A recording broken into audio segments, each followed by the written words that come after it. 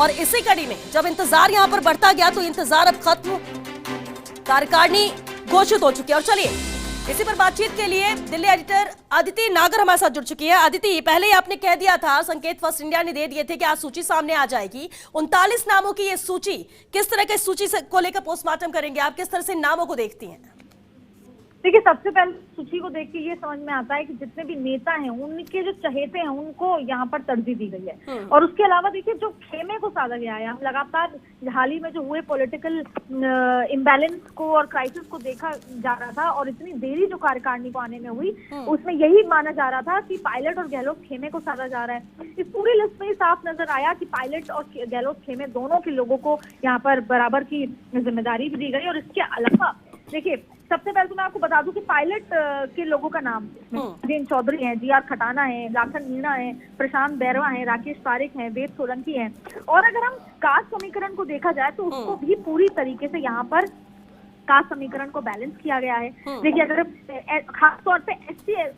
SC और OBC vote bank को देखते हुए उनको भी तरजीह मिली है, क्योंकि और इसके अलावा आपको ये भी बता दें कि एससी के 4 लोग हैं, मुस्लिम के इसमें 3 लोग हैं, गुर्जर के यहाँ पर 4 लोग हैं, जिसमें जितेंद्र सिंह, जीआर खटाना, जसवंत गुर्जर, महेंद्र सिंह, और एसटी से भी महेंद्रजीत सिंह मालविया हैं,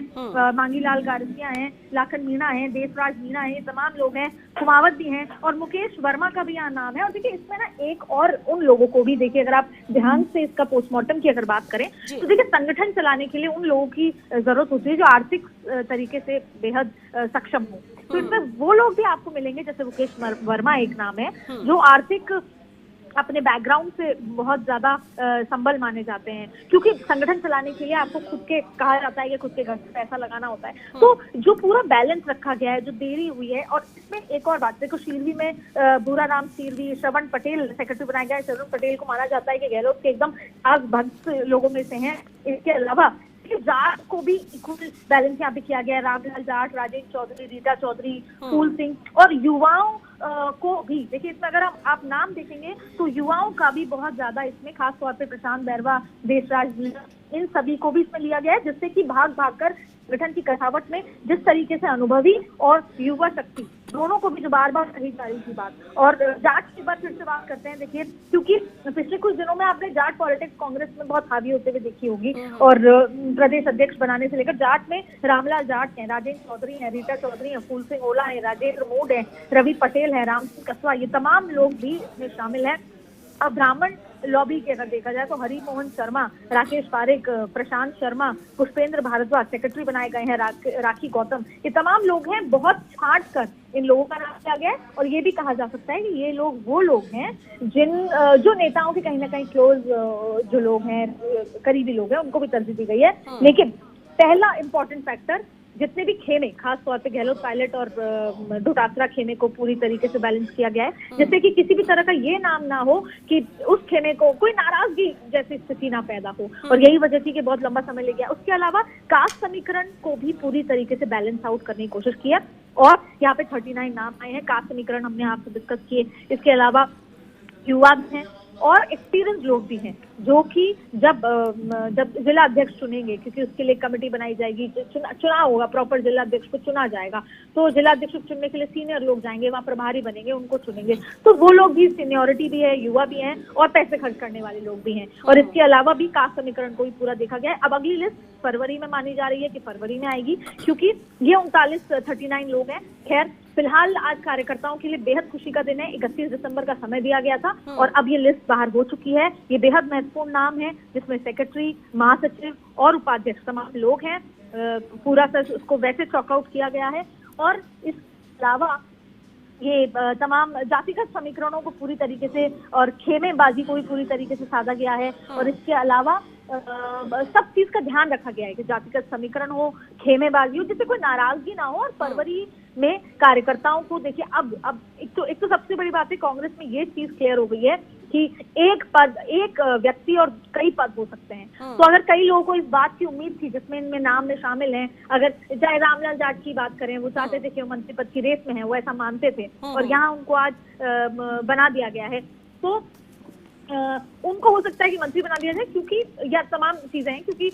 जितने भी विधायक हैं उनको ये संगठन की जिम्मेदारी भी दी गई है और हो सकता है उनको सत्ता में ही भागीदारी देगी। आखिरकार घूम फिर कर बात यही आती है कि वो कार्यकर्ता जिन्होंने सड़कों पर दिन रात मेहनत करी है,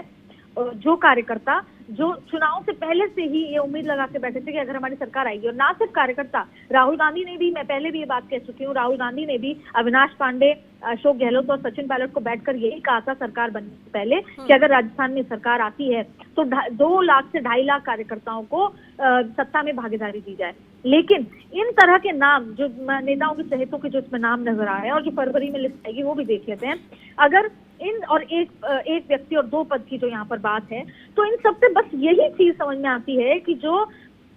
सरकार बनाने वाले जो कार्यकर्ता थे उनको इस सरकार की भागीदारी में जगह नहीं मिलेगी। यानी एक बार फिर कार्यकर्ता मायूस होता है। लेकिन श्वेता, मैं आपको बता दूं कि जब कार्यकर्ता मायूस होता है तो ग्रास रूट लेवल पर चीजें खराब होती हैं, क्योंकि चुनौती है कांग्रेस के ऊपर। वो उन लोगों को देखना चाहते हैं, वो विधायक जिन्होंने सरकार बचाने में रहे, चाहे वो 102 लोग थे, चाहे वो 19 लोग थे, क्योंकि ये भी माना जा रहा है कि उन 19 लोगों को भी पूरी तरीके से अकोमोडेट किया जाएगा। तो सवाल यही उठता है कि वो लोग जो सरकार बचाने में थे उनको मैनेज किया जा रहा है, लेकिन जिन्होंने सरकार बनवाई, जो सड़कों पे रहे दिन रात, चाहे फिर वो लोकसभा चुनाव से, विधानसभा चुनाव से या हाल ही में हुए चुनाव में, और हाल ही में चुनाव में कार्यकर्ता जो घर बैठा था उसका रिजल्ट भी नजर आया। तो बस यहाँ पे मायूसी उन कार्यकर्ताओं के लिए, क्योंकि अब जब पॉलिटिकल अपॉइंटमेंट होंगे तब भी उम्मीद होगी, अभी उम्मीद पूरी तरीके से टूटी नहीं है, लेकिन अगर तब भी केवल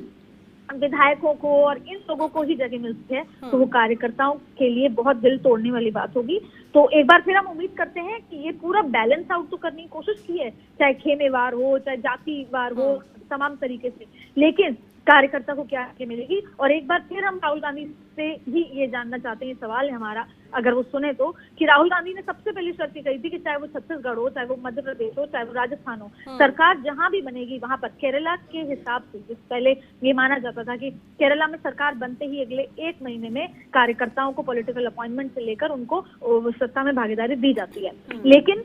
2 साल निकल गए, अभी तक उन कार्यकर्ताओं को सिर्फ यही कहा जा रहा है कि आप काम करो और आपको जिम्मेदारी दी जाएगी, सरकार में आपको शामिल किया जाएगा, लेकिन वो नहीं हो रहा। हालांकि फिलहाल आज हम ये बात करेंगे कि वो लोग जिनको इंतजार था पीसीसी का, कार्यकारिणी का, वो आ चुकी है, 39 लोग हैं, और हम पूरी तरह आपको बता चुके हैं कि युवा भी हैं, इसमें एक्सपीरियंस लोग भी हैं, नेता के चहेते भी हैं, और पैसे वाले लोग भी हैं जो संगठन में खर्चा कर सके, और जातिगत समीकरण से ओबीसी एससी को भी बहुत तरजीह दी गई है। तो तमाम तरीके से एक बेहतर चॉकआउट जरूर किया है, लेकिन एक सवाल पत्रकार होने के नाते मेरा फिर उन सभी लोगों से है कि वो कार्यकर्ता जो सड़क पर दिन रात आपके लगा रहता है, उनको कब जिम्मेदारी दी जाएगी, कब वो अपनी सरकार जो जीत कर आई है, जिनको जिता कर वो लाए हैं, उसमें भागीदार करके उस बराबर से काम कर सके। बिल्कुल आदित्य, और ये एक अहम सवाल इसलिए भी क्योंकि कई ऐसे कार्यकर्ता हैं जिन्होंने अपनी पूरी उम्र पार्टी के लिए ईमानदारी से काम करने, सरकार बनाने में